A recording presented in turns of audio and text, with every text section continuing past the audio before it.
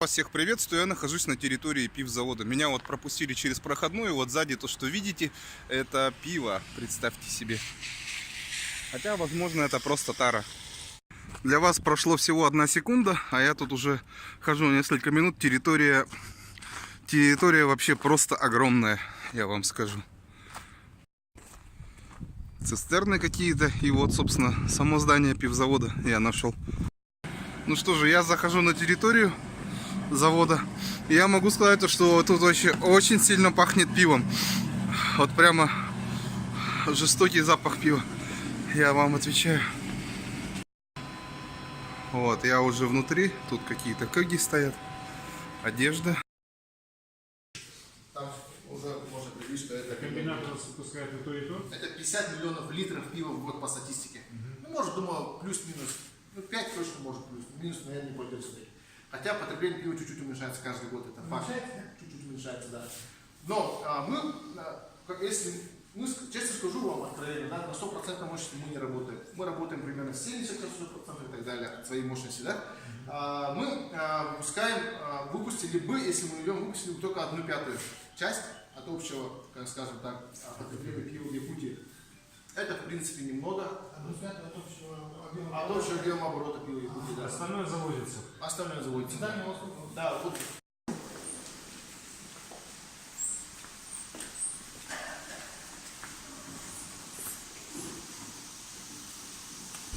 Опа. Надо максимально осторожно спускаться.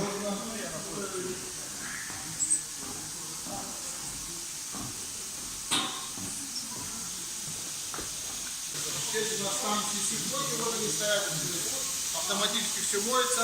Это выброс дробина, там емкости для воды, сборники, это пластический холодильник, для чего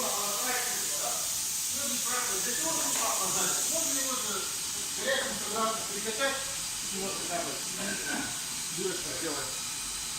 Охлаждаем для того, чтобы дрожжи как раз таки работали. То есть в зависимости от расы, штампа дрожжей разные температуры. Какие-то дрожжи работают на 8 градусах, какие-то на 20 градусах. А наши дрожжи работают на 12 градусах, поэтому мы охлаждаем до 12 градусов. Охлаждаем холодной водой, температура ледяной воды примерно 3-4 градуса, а хладагент у нас холодная вода, которая охлаждает как язык. Здесь вот аэрация,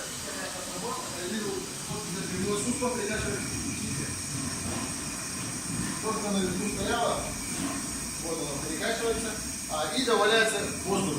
Аэрация единственный этап при производстве пива, где добавляется воздух. Мы всегда боремся с кислородом, это сильнейший окислитель, но при перекачке сусла мы добавляем воздух для чего? Это как молоко для младенца. То есть первые, скажем, часы жизни дрожжи очень хорошо кушают вот такой стерильный воздух, ну, чтобы как раз таки они стали более сильными, более подвижными и начало как раз таки деление клеток. Вы сейчас находитесь в отделении брожения, где как раз таки мы пиво сварили, вот, сверху видели, да, перекачиваем, и оно у нас бродит, дображивает. Процесс брожения, дображивания в общем занимает примерно 27 суток. 27-25 стандартное брожение. Первое 8-7 суток это главное брожение, где у нас брожение идет при температуре. Растура делал, да, естественно? Ага. При температуре 12 градусов, после чего мы по истечении главного брожения мы это дело все дело охлаждаем до 5 градусов, выдерживаем 10-минутную паузу, сутки-полтора. После этого мы охлаждаем до 2 градусов, это то есть идет настоящий процесс дображивания. Процесс дображивания длится примерно 15-16 суток. И то есть после того, как пиво отбродились, задали дрожжи, началось брожение, первое молодое пиво мы получаем после 27 суток. Вот видите, конус стоит. Он идет 3 этажа вверх. Это называется СКТ, цилиндро-конический танк. То есть снаружи у него рубашка, охлаждающая пропиленгликолин, это холодоагент, то есть он на компьютере все это дело охлаждается. Объем каждого СКТ по 48 по 50 тысяч литров. То есть их у нас 12 штук. И плюс 2 маленьких танка, это называется РПшка, разбраживающие танки с объемами по 18 тысяч литров.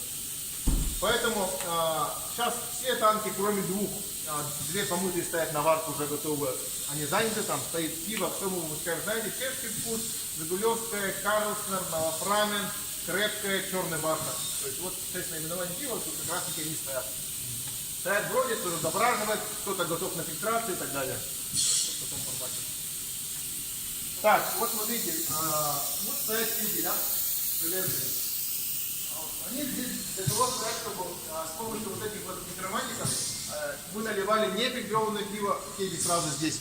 Хотя у нас есть там пивная машина, которая наливает кеги, но мы нефильтрованные кеги наливаем сразу, скажем, вручную, да? Для чего тогда делаем? Помните, я вам говорил, кислород самый главный враг при производстве пива. И когда я начну, допустим, перекачивать туда вот, да, то есть по дороге, по пивопроводу, я ввожу кислород с содержимым. И мы опытным путем пришли к тому, что здесь, когда мы налив максимально короткий, то есть буквально 2 метра шланг, и сразу под разностью давления наливается пиво нефильтрованное через пробоотборник, мы хватаем меньше кислорода, соответственно, срок годности нефильтрованное пиво у нас чуток увеличивается. Срок годности нефильтрованного пива у нас 8 суток. Так, тут у нас стоит фильтрованный квас. То есть, опять помните, я вам говорил, температура очень важна. Здесь в арфасном отделении температура у нас примерно 12 градусов. Когда двери закроют. Вот здесь вот видите конденсат. Тут стоит пиво, которое я сейчас фильтровал.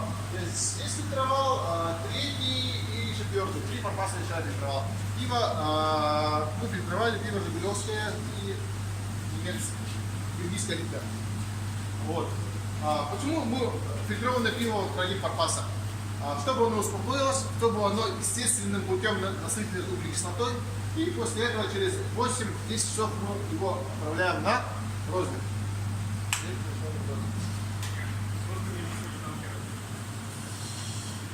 Какая... Оп, холодная.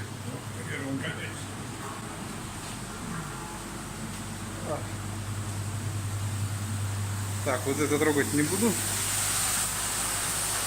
Опа. Опа.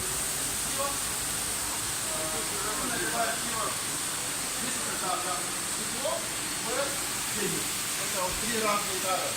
Здесь в цехе розлива 4 линии розлива. Первая линия, вот там где АП, первая стоит, да? Вторая линия стекла, третья линия и четвертая линия вот на стоит. Это линия розлива для напитка и воды отдельная. Тут 2 пастеризатора, для пива и кваса отдельный пастеризатор, для напитков отдельный пастеризатор. Опа.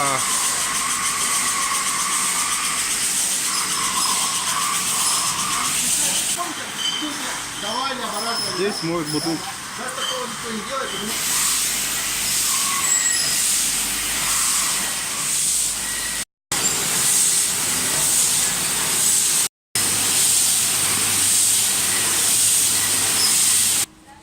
Это склад. Вот, склад готовой продукции. Тут уже все складируется. Часть уже куплена оптовиками. Отделение это физико-химическое и микробиологическое. В физико-химическом делается, соответственно, физико-химический анализ, микробиологический, микробиологический. Здесь наша лаборатория мы делаем без спектроанализа, абсолютно весь. Это пиво, чаи, напитки, вода и даже квас.